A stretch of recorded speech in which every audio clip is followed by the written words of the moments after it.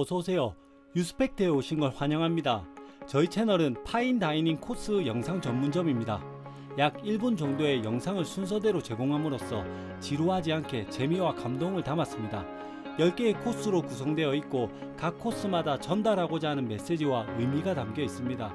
오늘 끝까지 영상을 시청하시면 성공한 사람들은 어떤 방법으로 부자가 되었는지 알게 되실 겁니다. 그럼 바로 시작하겠습니다.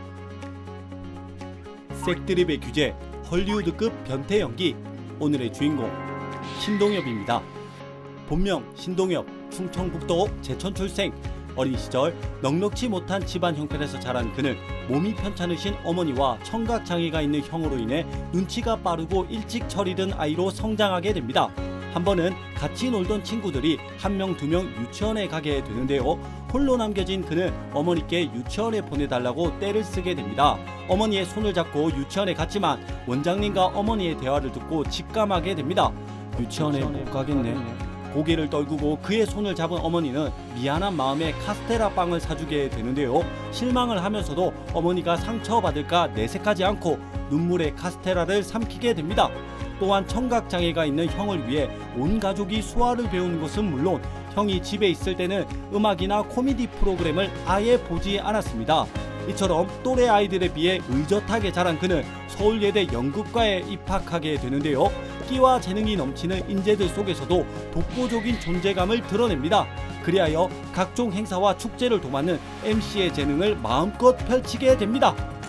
학창시절 학년이 올라갈 때마다 선생님들이 물어본 것 같다.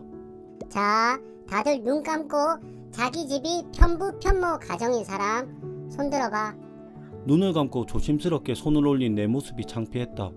행여 누가 보기라도 할까봐 실눈을 뜨고 요리조리 살피며 담임 선생님과 눈빛 교환을 하였다. 학교 소풍 때마다 김밥을 싸서 갔는데 우리 할머니가 싸준 김밥은 단무지, 맛살, 어묵이 다였다.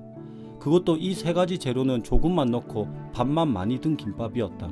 당연히 다른 친구들의 김밥과 비교되었고 친구들과 같이 김밥을 먹자고 말하기 부끄러웠다. 실수로 집에 김밥을 놓고 왔다고 거짓말한 적도 있고 점심시간에 몰래 혼자서 김밥을 먹은 적도 있다. 그래도 집에 오면 할머니께 김밥을 잘 먹었다고 말해주었다.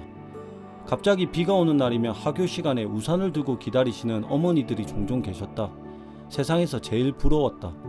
한 번도 할머니가 우산을 들고 학교에 찾아온 적은 없지만 오히려 할머니가 우산을 들고 올까봐 더 빨리 비를 맞고 뛰어갔다. 왜냐면 우리 집에 엄마가 없다는 걸 들키고 싶지 않았기 때문이다. 대학교 축제에서 그의 타고난 끼와 재능을 알아본 사람이 있었으니 개그우먼 이성미였습니다. 당시 개국하기 전이었던 SBS 방송국에서 유능한 신인을 발굴하고 있었는데요. 이성미에게 제의를 받은 그는 친구들이었던 안재욱, 이휘재, 송은이, 김진수와 함께 방송국을 찾아가게 됩니다. 연기자가 꿈이었지만 타고난 유머와 개그 본능이 적성에 맞다고 판단한 그는 개그맨으로서 성공하기로 다짐하게 됩니다. 친구들은 개그맨보단 다른 꿈들이 있었고 각자의 꿈을 위해 방송국을 떠나게 되는데요. 그리고 얼마 지나지 않아 그에게 기회가 찾아오게 됩니다. 땜빵으로 들어간 코너에서 대박을 터뜨린 것이었는데요. 안녕하십니까? 나는 유행어를 탄생시키며 데뷔하자마자 폭발적인 인기를 누리게 됩니다. 그렇게 사람들을 마냥 즐겁게 해주고 웃게 해주면 전부라고 생각했던 그의 생각과는 달리 어디서 듣도 보도 못한 놈이 와서 인기를 독차지하니 코미디언 선배들이 시기하고 질투하게 됩니다. 쌍팔년도 군대에 버금가는 똥군기로 인해 화장실에 끌려가 왜 이렇게 나대냐며 마구 뺨을 맞게 되는데요.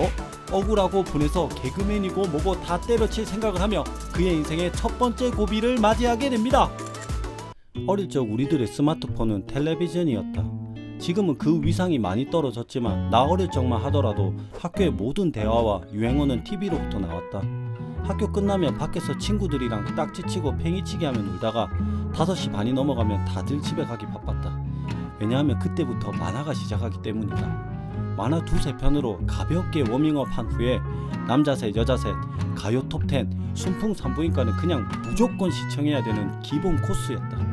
주말에는 토요 명화, 토요 미스테리 극장, 일요일 밤에 개그 콘서트 등 어릴 적 추억의 반 이상이 텔레비전이 담당했다고 해도 과언이 아니었다. 선배들의 질투와 시기 속에서도 그는 꿋꿋하게 버텨냅니다. 그리고 얼마 지나지 않아 오직 실력만으로 단번에 톱스타 반열에 오르게 되는데요. 기쁜 우리 토요일, 남자 셋, 여자 셋, 신동엽의 신장개업 등 나오기만 하면 시청률이 수직 상승합니다. 그렇게 데뷔 때부터 폭발적인 인기를 누리며 파죽지세를 달리게 되는데요. 그러나 역시 드라마에는 악역이 있어야 하고 주인공에겐 고난과 시련이 따라야 했던 것일까? 그에게 두 번째 위기가 찾아오게 됩니다. 대마초 사건으로 인해 하루아침에 톱스타에서 범죄자로 전락해버리고 맙니다. 각종 루머가 쏟아지고 그의 연인이었던 슈퍼모델 이소라와 결별하게 되는데요. 2000년 밀레니엄 시대가 왔다고 온 세상이 떠들썩할 때에 그는 구치소에서 쓸쓸히 밀레니엄을 맞이하게 됩니다. 대마초 사건 이후 모두가 재기불능이라 여겼지만 평소 그의 올곧은 심성을 아는 방송 관계자들의 지지로 인해 다시 한번 도약하게 되는데요. 자신의 끼와 재능을 또 한 번 펼치며 정상에 오르게 됩니다. 쟁반 노래방.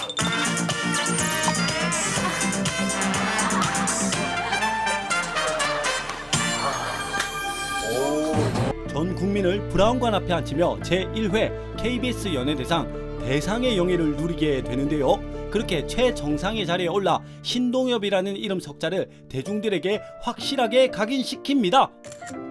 사실은 현재 가장 힘든 시기를 겪고 있다. 내가 가장 믿었던 사람에게 배신을 당하고 빚까지 생겼다.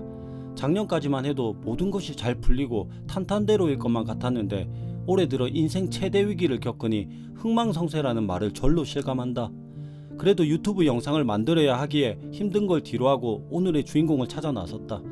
사실 이번에 신동엽 영상을 만들 생각이 아니었는데 드라마 같은 그의 삶을 보고 위안을 삼게 되었다. 그래, 저렇게 크고 무거운 짐도 짊어지는데 나 정도면 아무것도 아니다. 이겨내자. 다시 좋은 날이 반드시 올 거야. 그리고 무엇보다 이렇게 힘들 때 가족이 있다는 것에 의지가 되었다. 특히 내가 어릴 때부터 날 아껴주고 지켜준 우리 형이 생각났다. 때론 엄마처럼, 때론 친구처럼 철없던 나의 응석을 다 받아준 사람이다. 지금 가장 힘들 때도 나를 믿어주고 나에게 보탬이 되어주고 있다. 실제로 너무 공감이 되어서 우리 형에게 하고 싶은 말을 이 영상으로 대신하고자 한다. 제가 많이 걸지. 형이에요. 형? 예. 동생이에요. 나한테 형은 제일 최고고 앞으로도 우리 형 많이 사랑해. 고마워요 형. 네. 최정상의 자리에서 최고의 전성기를 누리고 있던 그에게 생각지도 못한 세 번째 시련이 닥치게 됩니다. 엔터 사업과 신발 사업을 하다 그만 쫄딱 망해버리게 되는데요. 방송까지 하차하면서 사업에 집중하였지만 사업을 진행하면 할수록 상황이 점점 악화되었습니다. 그리하여 무려 80억의 빚과 매달 2천만 원의 이자를 갚아야 하는 일반인들은 도저히 상상할 수도 없는 빚더미에 앉게 됩니다. 엎친 데 덮친 격으로 이런 가장 힘든 시기에 믿었던 사람들에게 배신을 당하게 되는데요. 살은 점점 빠지고 방송 쉬는 시간마다 오는 독촉 전화로 인해 점점 피폐해져만 갔습니다. 막연하게 사업에 뛰어든 후회와 절망 속에서 자신을 돌아보게 되는데요. 그렇게 사업에 대한 모든 미련을 버리고 고난과 역경을 정면으로 받아들이게 됩니다. 딴짓거리 하지 말고 방송만 열심히 하자. 예, 그런 마음으로 자신의 옷에 맞는 방송인으로서 집중하고 몰두하게 되면서 또 한 번 그는 성장하게 되는데요. 부르의 명곡 안녕하세요, 마녀사냥, 미운 우리 새끼, SNL 코리아 등 수많은 프로그램을 히트시키며 제2의 전성기를 맞이하게 됩니다. 그렇게 강호동, 유재석과 어깨를 나란히 하는 최고의 MC 3대장으로 군림하게 됩니다.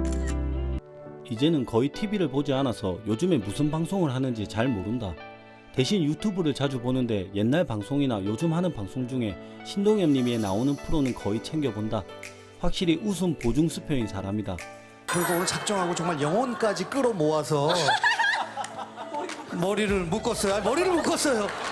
끌어모아서 되게 잘 어울려. 위에서 보니까 되게 잘 어울려. 뭔가 별거 아닌 말인 것 같은데 다시 한번 곱씹게 만드는 요술 같은 화법을 쓴다. 표정과 제스처에서 진심이 묻어나오고 사람들을 주목시키는 힘이 있다. 단순히 드립의 수위를 잘 조절할 뿐만 아니라 사람의 마음을 들었다 놨다 하고 이야기 전체를 이끌어가는 마에스트로라고나 할까. 이런 사심이 듬뿍 담긴 신동엽님의 흥망성쇠를 보면서 전하고 싶은 딱 하나의 메시지는 고난을 이기는 마음가짐이다.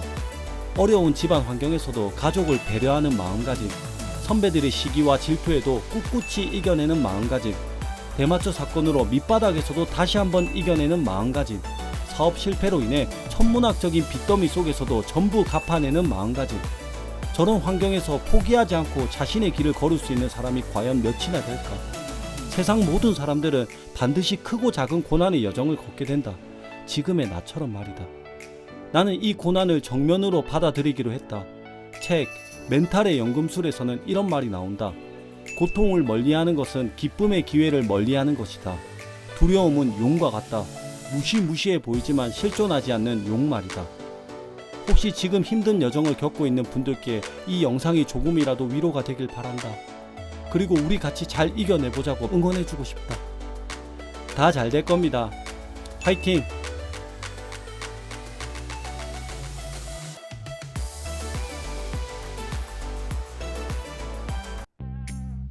영상이 마음에 드셨다면 구독과 좋아요, 알람 설정까지 부탁드립니다. 저와 여러분의 성공을 위해 꼭 도움이 되는 사람이 되겠습니다. 끝까지 시청해주셔서 너무 감사합니다. 매일매일 유스펙트!